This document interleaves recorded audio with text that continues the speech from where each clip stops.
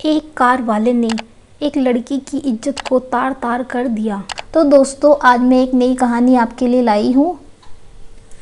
तनिक निकट आओ छमिया की माँ, देखो ना जरा, आज तो मेरा घुटना बहुत ही सूज गया है। कहते हुए छमिया के वृद्ध पिता ने अपनी टांग को फैलाकर देखा। टांग के जोर की चीज हुई और उसने पुनः अपनी टांग समेट ली। वृद्ध इलमचंद की पहली पत्नी का देहांत हो गया था, जो थी छमिया की माँ। उसके पश्चात इलमचंद ने अपने धन के जोर में एक युवती से शादी कर ली थी और विवाह के 2-3 दिन बाद ही वह उसे छमिया की माँ कहकर पुकारने लगा था। शारदा को यह अच्छा नहीं लगता था और उसने कुछ गुस्से में आकर उससे कहा, सीधी तरह से मेरा नाम लेकर बुलाया करो, मुझे नहीं अच्छा लगता हर समय छमिया की माँ, छमिया की माँ। भाग्यवान मैं जो ठहरा छमिया का बाप। तो फिर तुम ही बता, तू हुई ना कि छमिया की माँ, मैंने कोई गलत बात बोली है क्या?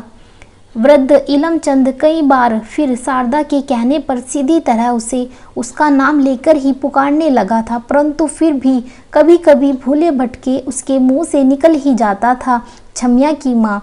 छमिया उसकी बड़ी लाडली बेटी थी। उसने उसका नाम रानी रखा हुआ था, परंतु लाड से वह उसे छमिया कहकर पुकारा करता था। छमिया की माँ का संबोधन सुन शारदा क्रोध में आ जाती थी और तब इलमचंद हंसता हुआ उसे कहा करता था, एक बेटा पैदा कर दो, फिर मैं तुम्हें उसकी माँ कहकर बुलाया करूँगा। वर्षों व्यतीत हो गए, परंतु शारदा के घर कोई संतान पैदा ही नहीं हुई। इलमचंद उसे सीधी तरह शारदा ही कहता रहा। हाँ, कभी कभी उसके मुंह से निकल ही जाता था छमिया की माँ। फिर देश का विभाजन हो गया और वे दूसरे देश अलग अलग चले गए। इलमचंद ने जिस धन के जोर से शारदा के यौवन को अपनी वृद्धावस्था से बांध रखा था, वह जोर भी अब टूट गया था। पति पत्नी के संबंधों का धागा तो अभी उसी प्रकार था, परंतु अब इस धागे को स्थान स्थान पर गांठ देनी पड़ती थी। इलमचंद के हाथों से अब धन की लाठी छूट गई थी। अंततः उसका बुढ़ापा बहुत कांपने लगा था। घुटनों की पीड़ा ने उसे और भी बेकार कर दिया था। ए छमिया की माँ, इस बार इलमचंद ने थोड़ी जोर से आवाज दी। ना छमिया की माँ मरेगी और ना ही उसका छुटकारा होगा। बोलो क्या बात है? शारदा अपने दुपट्टे से हाथ पोंछती हुई रसोई से बाहर आई। तुम क्यों कष्ट सहती हो शारदा? मैंने तुम्हें कई बार कहा है, अब अपनी लड़की ही रोटियां बना लिया करेगी। रोटियां बनाने की उसकी नीयत भी हो। 4 टोकरियां लेकर जाती है और सारा दिन घर से बाहर ही बिताकर आती है। मैंने तुम्हें कई बार कहा है कि अब उसे टोकरियां बेचने मत भेजा करो। स्थान स्थान पर कई तरह के लोग होते हैं, कहीं ऊंच नीच हो गई तो कहीं के नहीं रहेंगे। छमिया के बापू, मैंने तुम्हें कई बार कहा है कि यह नसीहत तुम मुझे उस समय देना जब 4 पैसे कमाकर मेरी हथेली पर रखे। यहाँ चारपाई पर बैठे बैठे ऐसे ही बोलती रहती हो। मैं और शारदा सिसकियाँ लेकर रोने लगी। सच कहती है शारदा, मैं इसे किस मुंह से कहूँ? पैसे ने भी साथ छोड़ दिया, शरीर ने भी। अब यह मीठा बोले अथवा कड़वा, 2 रोटियां तो समय पर सेक ही देती है। इलमचंद के मन में तीस उठी। फिर उसने बड़ी नम्रता से शारदा से कहा, मेरे लिए लहसुन डालकर तेल गरम कर दो, मैं बैठकर घुटनों को मलता रहूँगा। साथ ही इस उड़द चने की दाल मत बनाना, यह सावरे की मेरे शरीर को खाए जा रही है। उड़द चने की दाल क्यों, मैं आज मांस पकाऊंगी। मांस? सच, तुमने तो आज मेरे मन की बात पकड़ ली। शायद 1 वर्ष हो गया मांस की शक्ल नहीं देखी। प्रतिदिन यह जली हुई दाल, वेद भी कहता है इलमचंद, यदि तंदुरुस्त होना है तो शोरबा पिया करो। जरूर पकाओ आज मांस। फिर इलमचंद ने अपने घुटनों की ओर देखा। हाँ हाँ, आज शोरबा पीना, मैं अपना सिर काटकर उबाल दूंगी। हाय हाय, तुम जब भी बोलोगी बुरे बोल ही बोलोगी। शायद आज मेरे भाग्य से 4 की बजाय 20 टोकरियां बिक जाए। अरे छमिया, मेरी छमिया, ले बेटा, आज तू मेरी बात रख लेना। मेरी 20 टोकरियां बेचना, पूरी 20, और आते समय कोने वाली दुकान से पूरा आधा सेर मांस ले आना। जा बेटा जा, मोटरों के आने का समय हो गया है और देखना आते समय प्याज लहसुन अदरक हरी मिर्च सब कुछ लेकर आना, नहीं तो यह तेरी माँ मांस को उबालकर ऐसा ही रख देगी। ऐसा लगता था कि छमिया अपने बाप के मुंह से यह सब बातें सुनकर बहुत हंसेगी, परंतु छमिया उसी प्रकार से नीचा के टोकरियां निहारती रही। किसी को टोकरी खरीदनी भी हो तो वह इसकी सूरत देखकर नहीं खरीदेगा, हर समय तने घुसे की तरह मुंह बनाकर रखती है। शारदा के खोलते गुस्से ने जैसे अब इलमचंद का पीछा छोड़ दिया हो और छमिया के पीछे पड़ गया हो। क्या हुआ है लड़की की सूरत को शारदा, तुम तो हर समय इसको टोकती रहती हो, तुमसे तो अच्छा ही मुंह है इसका। इलमचंद ने जैसे शारदा के सारे गुस्से को फिर अपनी ओर मोड़ना चाहा, परंतु शारदा का गुस्सा इतनी जल्दी मुड़ने वाला नहीं था। वह उसी तरह छमिया की ओर देखकर कहने लगी, जरा हंसकर किसी से बात करे तो कोई एक की जगह 2 टोकरियां खरीद ले। इतनी बस गाड़ियां यहाँ से गुजरती है, अंदर भी सामान और बाहर भी सामान, क्या वे लोग 2 टोकरियां खरीद कर नहीं रख सकते? इन टोकरियों का भी कोई भार होता है? फिर ऐसी रंग बिरंगी टोकरियां, पर यह कुछ मुंह से बोले तभी ना, जितनी देर बस गाड़ी बाहर खड़े होकर चाय पानी पीते हैं उतनी देर यह जरा उनसे मीठी बातें करे, हंसकर बोले तो देखो कौन टोकरियां नहीं खरीदेगा। छमिया सब कुछ इस तरह सुनती रही जैसे उसने अपने कानों में रुई नहीं कपड़ा ठूस रखा हो। आगे वह कई बार कह चुकी थी, माँ कोई नहीं खरीदता ये टोकरियां, ये गाड़ी और बस वाले तो चाहे कोई टोकरी खरीद भी ले, पर ये कार वाले तो इनकी ओर देखते भी नहीं। इनके पास जाओ तो खाने को दौड़ते हैं और कहते हैं हाथ मत लगाओ, शीशे को मैला हो जाएगा, जरा दूर खड़ी रहो। इनके पास जाने की कोई कैसे हिम्मत करे, परंतु माँ ने छमिया की कोई दलील नहीं सुनी। जो गुस्सा उसे कार पर आना चाहिए था वह छमिया पर ही आ जाता था। वह हमेशा यही कहती, थोड़ा हंसकर बात किया करो, तो तू लोटे की तरह मुंह बनाकर खड़ी हो जाती है, कौन तेरे हाथों टोकरी खरीदेगा। छमिया ने सचमुच कई बार कोशिश की कि उसका मुंह लोटे की तरह ना बने और वह कार के शीशे के पास खड़ी हो। कितने ही दिन मुस्कुराती रही, एक बार नहीं पूरे 3 बार उसे किसी न किसी कार ने कहा होगा, ऐसे क्यों दांत निकाल रही है, आजकल कौन खरीदता है इन टोकरियों को, कोई गवार लेते होंगे। और अब कई दिनों से छमिया लाख यत्न करती परंतु उसका मुंह लोटे की तरह ही बना रहता। वह खसमना खाना क्या नाम है उसका, वह जो अखबार बेचता है राजू, उसे देखकर तो इसके होठ अपने आप ही फड़क उठते हैं। उस समय इसे कैसे हंसने का ढंग आ जाता है। शारदा यूं ही मुर्गे की तरह मिट्टी ना उड़ा। इलमचंद ने धमकाकर कहा, मैं कोई बुरी बात कह रही हूँ, रानी को शौक तो चढ़ा रखा है इश्क करने का, पर अपने आशिक का घर बाहर तो देख लेती, टके टके के अखबार बेचता है, वह कल को कहाँ से खिलाएगा इसे। शारदा की बात अभी समाप्त नहीं हुई थी कि छमिया ने सिर पर चुन्नी ली और टोकरियों का ढेर सिर पर उठा बस के अड्डे की ओर चल पड़ी। टके टके के अखबार बेचता है, माँ की बात छमिया के कानों में एक फुंसी की तरह चुभने लगी, पर जब वह बसों के अड्डे पर पहुंची तो उसे आती जाती और खड़ी कार का ध्यान ना रहा। वह अपनी टोकरियों के ग्राहक ढूंढने के स्थान पर उसने सूरत ढूंढने लगी जो टके टके के अखबार बेचता था। आज तू देर से आई छमिया, राजू पीछे की ओर से आकर छमिया के सामने खड़ा हो गया। मैं छमिया डर गई, फिर राजू के मुंह की ओर देखकर उसे महसूस हुआ कि अब मुंह लोटे की तरह नहीं रहा। मैं एक टोकरी बुन रही थी, यह देख आज मैंने इससे हरे फूल डाले हैं, कितनी सुंदर है यह टोकरी। छमिया, टोकरी तो तू हमेशा ही सुंदर बनाती है, पर हर एरे गहरे के पास जाकर तेरा टोकरी बेचना मुझे अच्छा नहीं लगता। तू भी हर एरे गहरे के पास जाकर अखबार दिखाता है। और छमिया हंस पड़ी। मेरी बात और है छमिया, मैं मर्द हूँ, मेरा अखबार कोई खरीदे या ना खरीदे, पर मेरे मुंह की ओर कोई नहीं देखता। और मेरे मुंह की ओर कौन देखता है, मेरा तो लोटे जैसा मुंह है। छमिया खिलखिलाकर हंस पड़ी। इस तरह किसी पराये के सामने मत हंसना।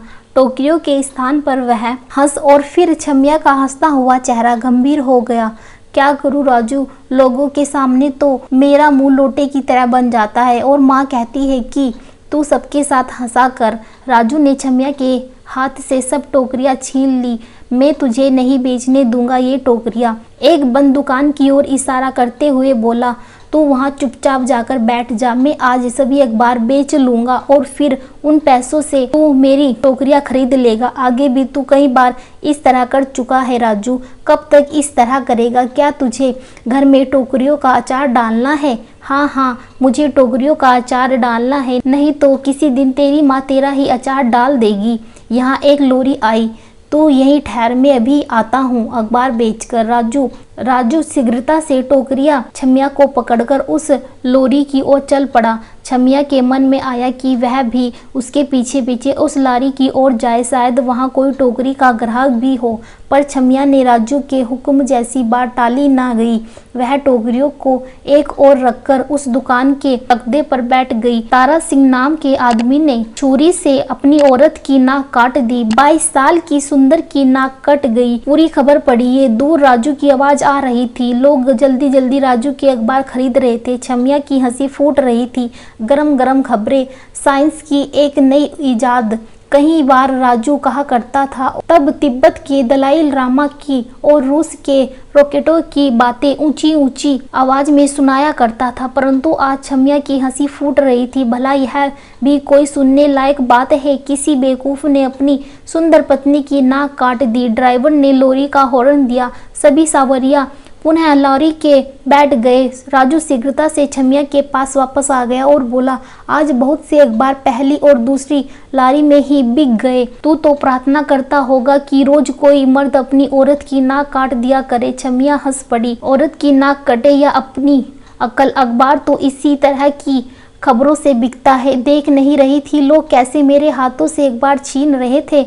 क्यों राजू, लोगों को यह बात इतनी मजेदार क्यों लगी? औरत की जाने कोई गलती थी भी कि नहीं? अगर हो भी तो इसमें क्या मर्दानगी है कि औरत का दिल ना जीता गया तो उसकी नाक ही काट दी? ऐसा लगता है जैसे यह खबर सुनकर इन लोगों के मन में भी मर्दानगी जाग उठी हो। राजू हंसने लगा। दोनों शायद इसी प्रकार अभी बातों में ही लगे रहते, परंतु इसी समय एक लारी और आ गई, साथ ही एक दो कारें भी आ गई।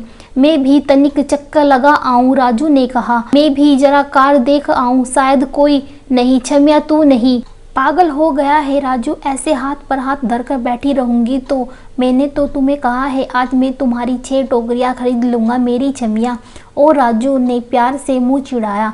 नहीं राजू नहीं, रोज रोज ऐसे नहीं। और आज तो बापू ने कहा है कि पूरी 20 टोकरियां बेचना। यह कहती हुई छमिया कार की ओर चली गई और राजू लॉरी की ओर दौड़ गया। पूरा आधा सेर मांस, प्याज, लहसुन, अदरक। छमिया सोच रही थी कि कितना अच्छा हो आज यदि वह अपने बापू के लिए यह सब कुछ खरीद कर ले जा सके।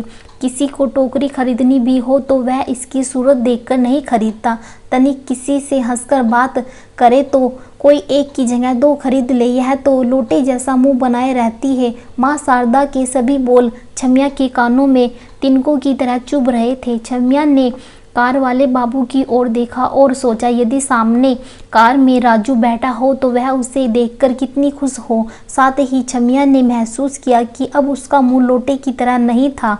बाबू, बहुत सुंदर टोकरी है। कौन सी टोकरी? बाबू गाड़ी में बैठे बैठे ही बोला और फिर कहने लगा, मुझे तो सिर्फ सोडा चाहिए, टोकरी वोकरी नहीं। जाओ सामने की दुकान से एक गिलास में सोडा और बर्फ डलवा लाओ। सोडा और बर्फ। छमिया ने सामने वाले दुकानदार को बाबू का संदेश दे दिया। वह फिर कार के पास वापस आ गई। बहुत सुंदर टोकरी है बाबू। छमिया ने खिड़की के खुले शीशे में से अपनी सबसे सुंदर टोकरी बाबू के सामने रखते हुए कहा। बाबू ने टोकरी की ओर नहीं देखा। वह छमिया को देखते हुए कहने लगा, टोकरी है तो बड़ी सुंदर, खरीद लो ना बाबू, सिर्फ 6 आने। साथ ही छमिया ने बहुत कोशिश किया कि उसका मुंह लोटे जैसा ना बन जाए। सामने की दुकान का लड़का सोडा बर्फ ले आया। बाबू ने विस्की की बोतल निकालकर उसमें सोडा मिलाया। फिर वह घूंट पीता हुआ छमिया से कहने लगा, सिर्फ 6 आने? हाँ बाबू, सिर्फ 6 आने। और 2 ले लोगे तो 10 आने। अगर 4 ले लोगे तो 4। छमिया अपनी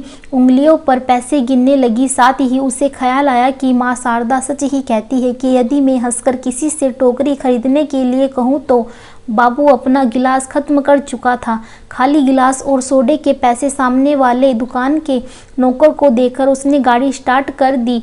बाबू टोकरी? छमिया की आशा बुझने लगी। टोकरी तो मैं ले लूँ, लेकिन मेरे पास टूटे पैसे नहीं हैं।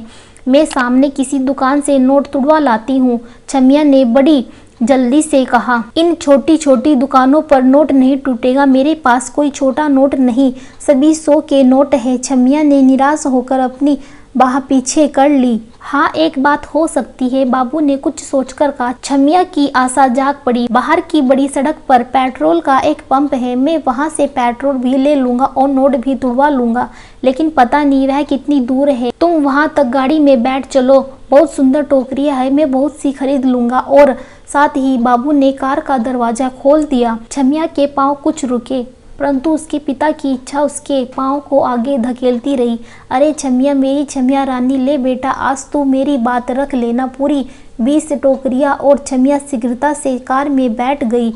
कार चली, तेज हुई और तेज हो गई। फिर पक्की सड़क पर जाती हुई कार कच्ची सड़क की ओर हो ली। बाबू, कहाँ है पेट्रोल पंप? छमिया ने घबराकर पूछा।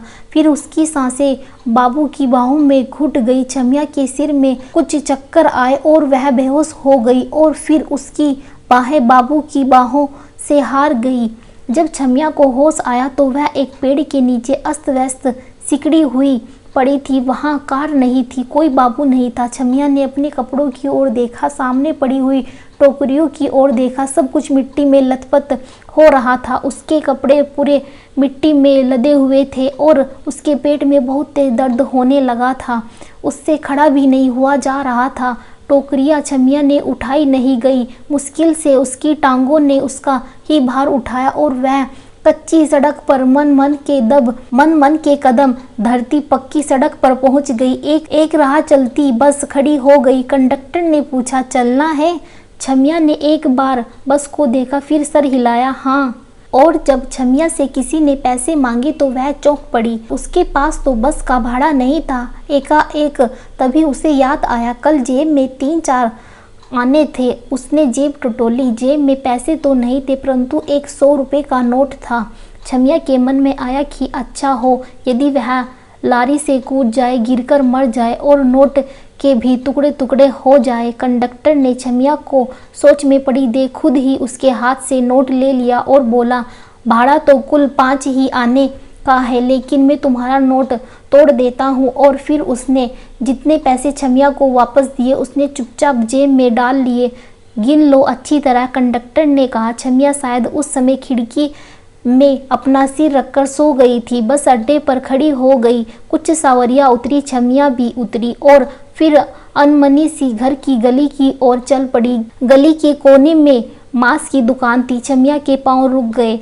आधा सेर मांस, छमिया ने धीरे से कहा और जेब से पैसे निकाले। छमिया ने घर जाकर जब रसोई में मांस रखा और साथ ही प्याज, लहसुन, अदरक और हरी मिर्च भी रखी तो उसकी माँ शारदा खुश हो उठी। आज तूने कितनी टोकरियां बेच ली? सभी, छमिया ने धीरे से कहा और फिर वह नहाने के लिए अंदर चली गई। वह राजू आया था, तेरी तलाश करता। अच्छा। छमिया ने आगे कुछ ना पूछा। माँ ने भी और कुछ ना कहा। छमिया बाथरूम का दरवाजा बंद करके नहाने लगी। छमिया जिस समय नहा धोकर कपड़े बदलकर रसोई में आई, शारदा पतीले में मांस भून रही थी। देख लो, आज घर बसता हुआ दिखाई दे रहा है ना। जिस घर में छोंक की सुगंध नहीं आती तो वह घर घर ही नहीं, छमिया का बापू बोला और फिर छमिया की ओर देखकर उसने बड़े लाड से कहा, मेरी छमिया रानी। छमिया ने जलते चूल्हे की ओर देखा। चूल्हे का सारा बदन आग की तरह जल रहा था। ऊपर पतीली रखी थी। छमिया को महसूस हुआ जैसे उस पतीले में उसकी मुस्कुराहट भुनी जा रही है। उठ मेरी बेटी, नई टोकरी बनानी है, शुरू कर दे। मैंने पत्ते पानी में भिगो रखे हैं। जिस प्रकार शारदा ने छमिया को आज बेटी कहा था, इस प्रकार पहले कभी नहीं कहा था। इलम की बांधी छमिया मूढ़े पर बैठ गई। उसने हाथ में पत्ते पकड़ लिए और सुआ भी, परंतु उसे महसूस हुआ कि आज से खेतों में वे पत्ते उगेंगे जिससे टोकरियां बनाई जाती है। आज से राजू के बेचने के लिए अखबार नहीं छपेंगे और यह खबर भी नहीं छपेगी कि एक बाबू ने एक लड़की की हत्या कर दी, उसकी इज्जत को तार तार कर दिया। अब सिर्फ छमिया एक जिंदा लाश रह गई थी। तो दोस्तों, मिलते हैं अगली कहानी में। आपको हमारी कहानी कैसी लगी कमेंट बॉक्स में ज़रूर बताएं। धन्यवाद दोस्तों।